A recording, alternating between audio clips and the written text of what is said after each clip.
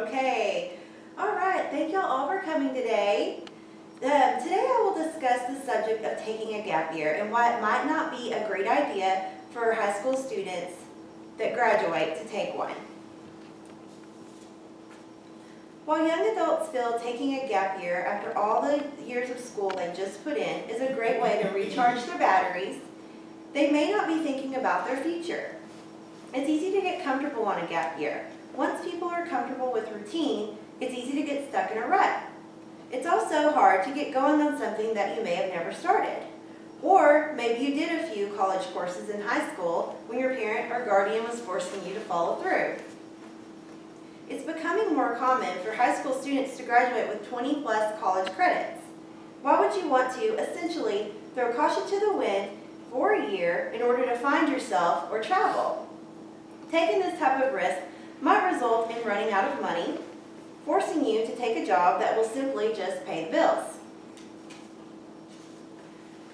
I will speak a little on about my gap year that I took that turned into pretty much a 10-year gap. So, the reason being, I got comfortable not going to school. Let's face it, school is hard, it's a big commitment, and living with no parents on your own and they're not telling you what to do, it's fun for most adults. There's a big adjustment there. You may be trying to balance between social life, taking care of schoolwork, and maybe a part-time or full-time job. I get it, I've been there. One thing I wish I would have thought about on my gap year was my future. How are your choices affecting your future? The Career View website defines a gap year as a break, typically one full year that a young adult takes after high school. A man named Ryan Tinker did a study on gap years. I found a few of his studies very interesting. In 2010, young adults ages 25 to 34 with a bachelor's degree earned 114% more than young adults without a high school diploma or its equivalent. According to the writers at the Salt Lake Tribune, median earnings for high school graduate has fallen more than $3,000, from $31,000 a year in 1965 to $28,000 a year just last year. Young adults with a high school diploma are now much more likely to live in poverty, at 22% compared to 7% for their counterparts in 1979. While you may all be thinking, why is she stating all these facts to us? We're going to go to school after a year, everything's going to be fine, I'm just trying to relax. I'm simply stating these facts because Tinker also found that about 1/3 of college freshmen do not return to the same institution for the second year. But no studies were found stating where these young adults went, or even if they went back to college. Would you want to put yourself at risk in the statistics I mentioned above, making far less than college grads? Don't get comfortable living a life in a mediocre job because you didn't want to stick out 4 to 5 years of school. Now, the women in the crowd may be thinking, does diversity between a man and a woman play a role in the work world? Well, it does, and we're all aware that it's no mystery in this day and age, the vast majority of men still make more than women. In fact, according to Institute for Women's Policy Research, women receive more college and graduate degrees than men. Yet, on average, women continue to considerably earn less than men. In 2015, male full-time workers only made 80 cents for every dollar earned by a man, a gender wage of 20%. In reading this, it was pretty clear to me it was important to go ahead and pursue a college degree. Now that you've heard of what a gap year is and the statistics that go along with it, let me tell you a little about my personal experience with my gap year. I started my college career for the first time at the age of 18 years old. I had a vision of being very successful and the future and the whole world, everything was bright, everything was right ahead of me. I finished up in 4 to 5 years, find my dream job, and make a ton of money doing it. I had it all figured out. I got to school, got all moved into my dorm, and started my new adventure.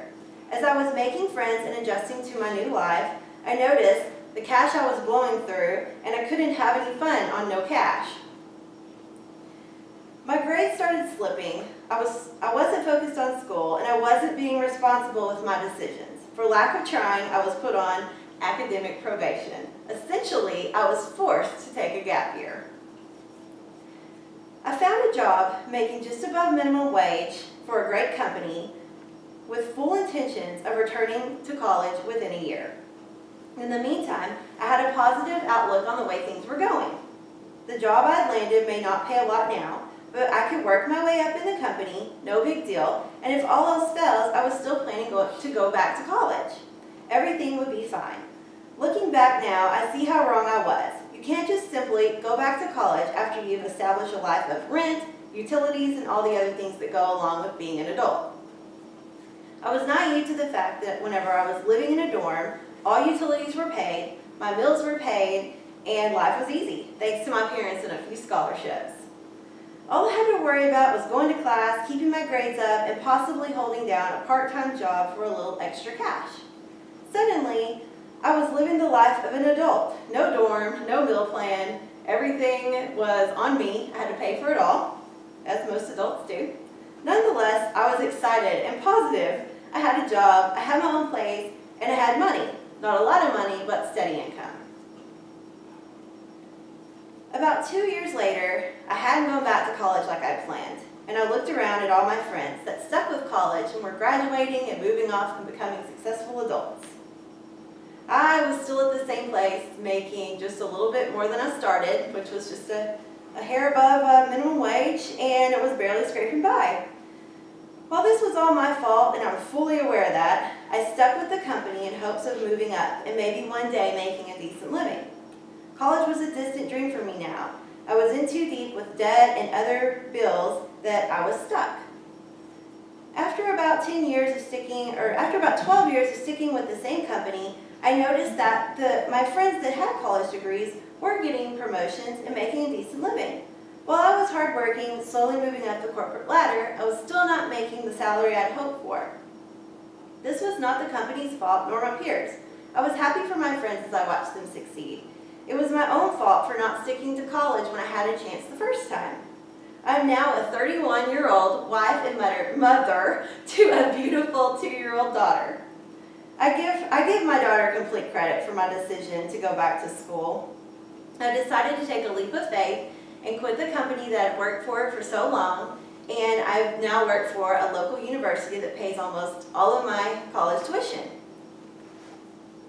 Take a minute to think about my life compared to my peers that are 18 to 20-year-old single young adults. My peers will have study nights and library time with silence and plenty of time to concentrate on their classes.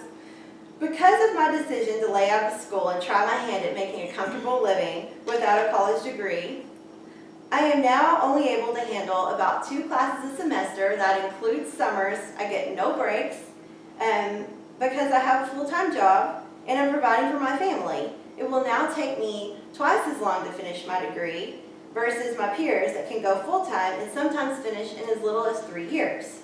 The point I'm getting at here is the clock is ticking, it never stops. Don't waste a second of your time. You can always travel the world after you've completed the great accomplishment of receiving that college degree. Thank you so much for coming today. Have a nice day.